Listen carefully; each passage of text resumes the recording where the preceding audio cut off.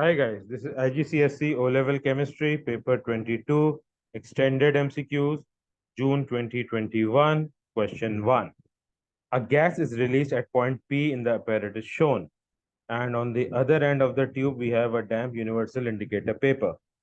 Which gas turns the damp universal indicator paper red most quickly? So in order for the paper to turn red, the gas must be acidic. So ammonia is a basic gas, so ammonia cannot be P. Chlorine, when dissolved in water, produces HCl, so this will turn the damp universal indicator paper red. Next is hydrogen chloride, which is acidic. It will also turn the damp universal indicator paper red.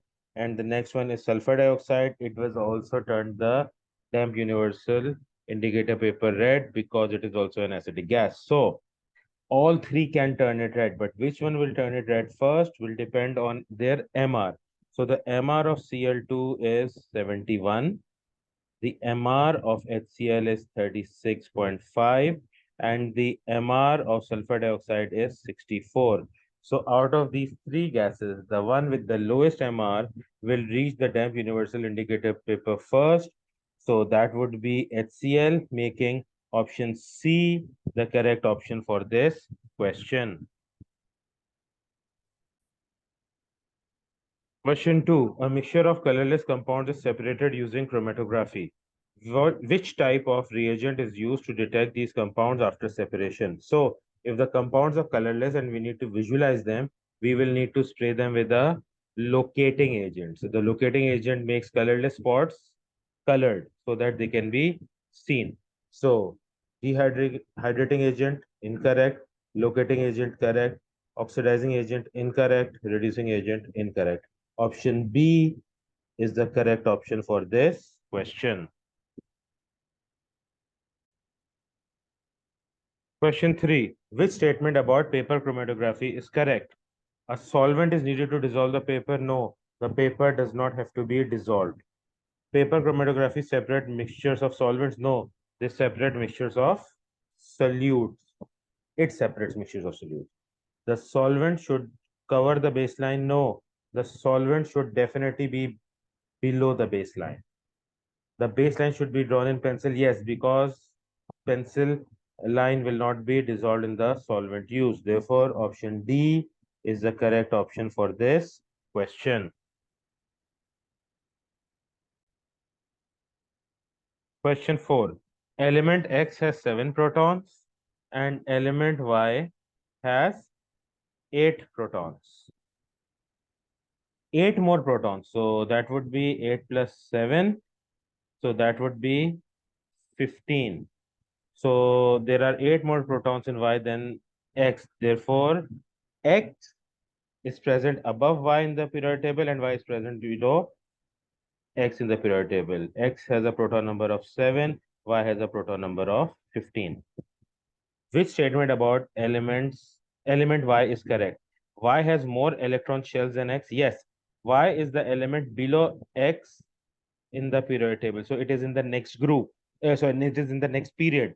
So since it is in the next period, it has an additional shell present, additional electron shell present. So this statement is correct.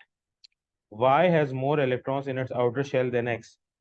We do not have this information because they are just mentioning elements. So if these are elements, then Y and X have the same number of electrons in their outer shell. However, if they are mentioning Y or X to be an ion, then the number of electrons would be different, but they will not be the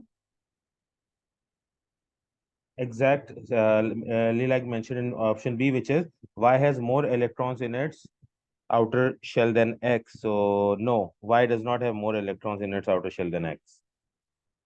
Next, Y is in a different group of the periodic table from X. No, it is not in a different group. It is in the same group. Y is the element below X. In fact, if we look at the proton numbers and the periodic table, X represents nitrogen and Y represents phosphorus. And the last one, Y is in the same period of the periodic table as X. It is not in the same period. Y is in a period below the period in which X is present. So Options B, C, and D are incorrect, making option A the correct option for this question. Question 5. A covalent molecule Q contains only 6 shared electrons. What is Q? So the options are ammonia. Ammonia has 3 hydrogen-nitrogen covalent bonds present. So therefore, a total of 6 shared electrons are present in a molecule of ammonia. In chlorine, we have got a single covalent bond between 2 chlorine atoms. So there are 2 shared electrons. So this is not it. In methane, we have got 4 carbon hydrogen single bonds. Each bond containing 2 shared electrons makes it a total of 8 shared electrons being present. So this is not it either. And in water, we've got 2 OH bonds present. So in total, we've got 4 shared electrons present. Water does not contain 6 shared electrons either, making option A the correct option for this question. Question 6. Information about 4 substances E, F, G, and H is shown.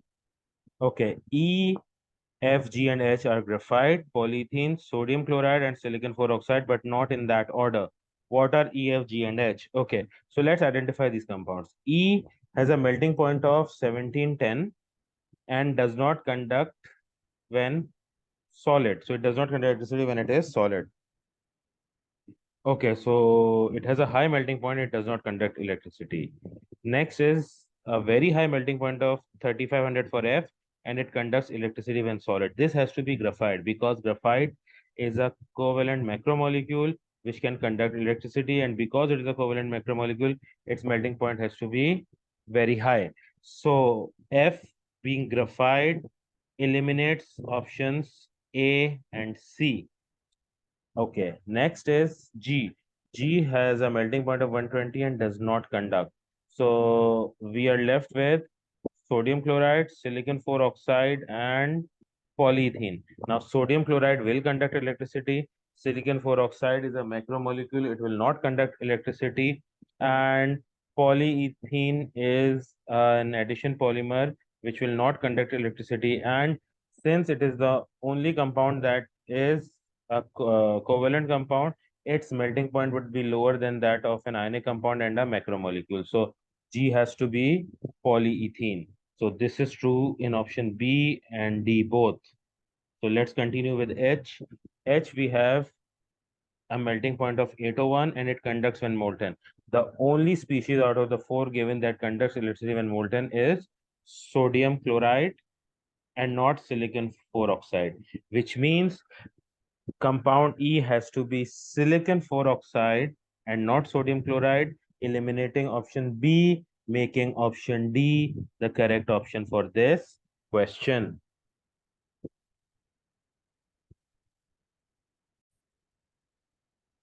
Question 7. Chemical compounds formed from a group 1 element and a group 7 element contain ionic bonds. Okay. How are the ionic bonds formed? Electrons are transferred, yes. From group 7 to group 1, no. From group 1 to group 7 because it is an ionic compound. Electrons are shared between group 1 and group 7 atoms, no. Sharing of electrons do not take place in ionic compounds. Next, electrons are lost by group 1 atoms and group 7 atoms, no. Group 1 atoms do lose electrons, but group 7 atoms gain them. So this is incorrect as well. Electrons are transferred from group 1 atoms to group 7 atoms. Yes, group 1 atoms lose electrons and group 7 atoms gain electrons. This is how ionic bonds form. So this makes option D the correct option for this question. Question 8. Some information about particles P, Q, R, and S is shown. So we have their nucleon number, number of neutrons, and number of electrons. Which two particles are isotopes of the same element? So the definition of isotopes are atoms of the same element having the same number of electrons and protons, but different number of neutrons. So let's see. So the same number of electrons are present in P and S, and the same number of electrons are present in Q and R. So P and S might be isotopes and Q and R might be isotopes. Now let's check the number of protons. So in order to check the number of protons, we will subtract the neutron number from the nucleon number. So For P, it would be 12 minus 6, which will give us a value of 6 protons. For Q, it would be 24 minus 12, which would give us a value of 12 protons. For R, it would be 16 minus 8, which would give us a value of 8 protons.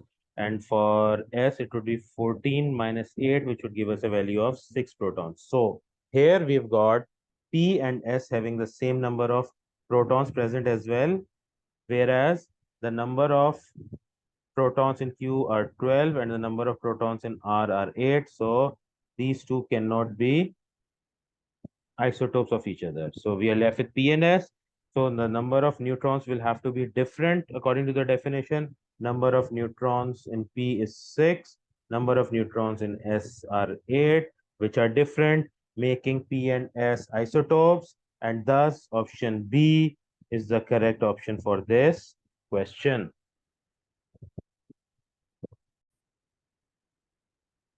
Question 9. Chlorine gas will react with iron metal. Exactly 21.3 grams of chlorine react with 11.2 grams of iron. How many iron atoms react with 30 molecules of chlorine?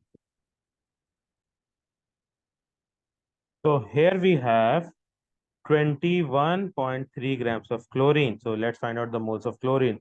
This would be divided by 71 because the MR of Cl2 would be 71, giving us a value of 0.3.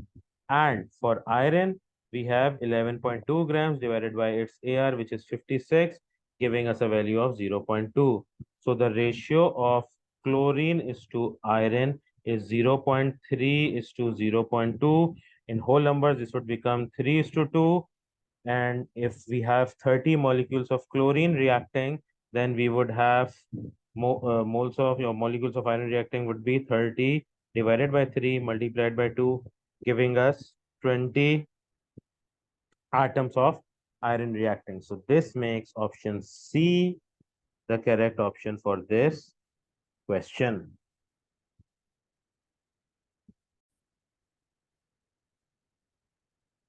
Question 10. In separate experiments, electricity was passed through concentrated aqueous sodium chloride and molten lead to bromide. What would happen in both experiments? Okay, so when we have NaCl aqueous, at the cathode or the negative electrode, we would have formation of hydrogen gas. At the anode or the positive electrode, we would have formation of chlorine gas. In the case of PbBr2 liquid, because it is molten, we would have at the cathode production of lead metal because there is no other cation present in this electrolyte, and at the anode or the positive electrode we would have production of bromine. Okay, so the question asks what would happen in both experiments. A halogen would be formed at the anode. So for NaCl, chlorine is being formed. For PbBr2, Br2 is being formed. So chlorine and bromine are both halogens, so this is correct. Next, a metal would be formed at the cathode. In the case of NaCl, a metal is not forming, hydrogen gas is forming. So this is incorrect. Hydrogen would be formed at the anode. Hydrogen does not form at the anode at all. It forms at the cathode, and that too only for NaCl aqueous. Hydrogen would be formed at the cathode. It is not happening for PbBr2 molten because there is no source of hydrogen present as an electrolyte.